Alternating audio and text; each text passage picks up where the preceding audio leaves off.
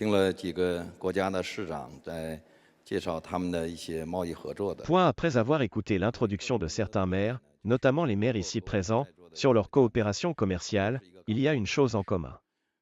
Les villes sont toutes des villes portuaires. En fait, les centres commerciaux se trouvent principalement dans ces villes portuaires. C'est aussi l'endroit où se trouvent les centres financiers internationaux.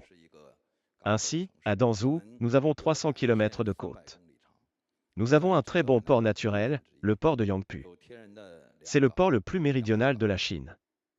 Nous disposons désormais de 23 routes internationales pour les navires, couvrant ainsi tous les ports nationaux.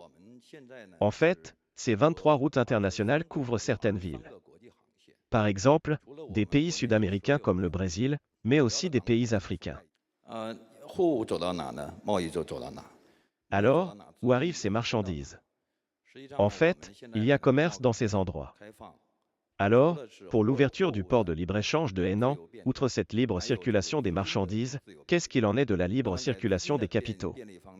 Dans ce domaine, nous avons récemment mis en place de nouvelles politiques, très efficaces. Durant le forum Boao pour l'Asie, nous avons ce compte de libre-échange financier. Il s'agit du quatrième ensemble de ce système de comptes, qui facilite réellement la libre circulation des capitaux. Les impacts sont très positifs.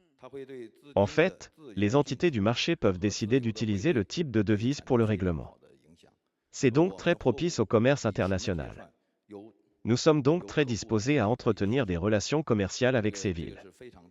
Très prometteur, à commencer par le secteur financier, n'est-ce pas?